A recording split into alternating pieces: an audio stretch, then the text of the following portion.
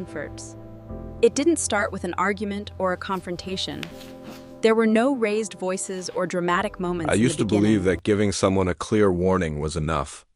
That if you laid your boundaries out honestly and firmly, the person who loved you would respect them. I was wrong. Sometimes people don't cross lines because they don't see them. They cross them because they think you won't leave. My wife, Natalie, and I had been married for 11 years. We weren't a dramatic couple. No screaming fights, no public scenes. We lived quietly, comfortably, maybe even a little too comfortably. Over time, comfort turned into distance, and that distance turned into habits we never talked about. I noticed the change long before the betrayal. Late nights, her phone always face down. New clothes she only wore when I wasn't around. When I asked, she told me I was imagining things, that I was insecure, that I needed to trust her. One night, after an argument that felt heavier than usual, I sat her down and told her the truth. I said I felt something was wrong. I told her plainly that I would not tolerate cheating under any circumstances. No excuses, no second chances. I didn't threaten her. I didn't yell. I simply told her what would happen if that line was crossed. She promised me nothing was going on. For a while, things seemed better. She was more affectionate, more attentive. I wanted to believe her. I needed to believe her. But something in me stayed alert, like a quiet alarm that refused to shut off. Then one afternoon, that alarm became impossible to ignore. She told me she was visiting a friend in another part of the city. I nodded, kissed her goodbye, and watched her leave. 30 minutes later, my phone buzzed. A mutual acquaintance sent me a message I didn't ask for, a simple line, "Hey, I think I just saw Natalie with another guy." My chest tightened. I didn't confront her right away. I needed certainty, not suspicion. Over the next 2 weeks, I paid attention. Patterns formed. Lies overlapped. Stories didn't add up. The woman I had shared my life with was slowly becoming someone I didn't recognize. One evening, she came home late, smelling unfamiliar, distracted, distant. I asked her again, calmly, if there was someone else. She looked me in the eyes and said no without hesitation. That was the moment I knew. When the truth finally came out, it wasn't dramatic. No shouting, no tears at first. I simply told her I knew about him. Her face went pale. She tried denial for a few seconds before collapsing into excuses. She said it was a mistake. That it didn't mean anything? That it only happened once?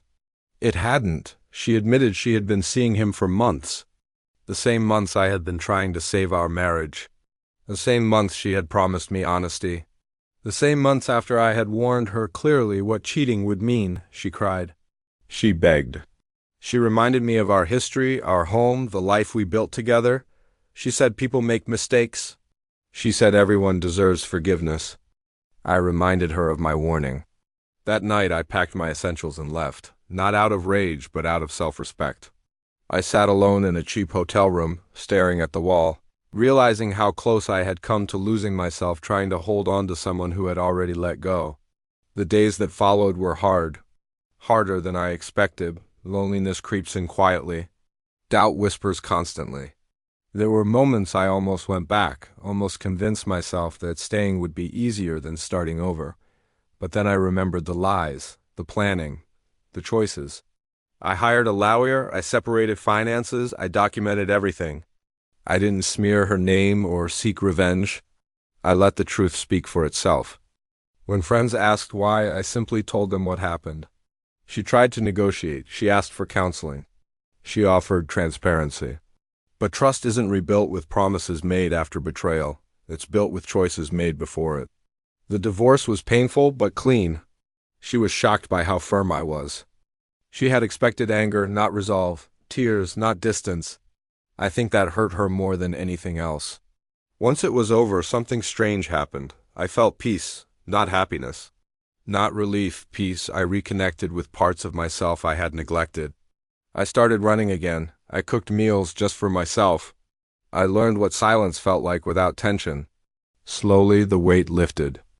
Months later, I saw her by chance. She looked tired. Smaller somehow. She tried to talk, to apologize again, to explain. I listened politely, I wished her well, and then I walked away. That was my no mercy, not cruelty, not humiliation, not revenge. Just consequences. I learned that boundaries mean nothing if you don't enforce them. That love without respect is just familiarity. And that walking away doesn't make you heartless, it means you finally chose yourself. Some warnings aren't meant to scare. They're meant to protect. And when they're ignored, the strongest response isn't rage, it's leaving. Thanks for listening. If this story resonated with you, let me know in the comments and subscribe for more.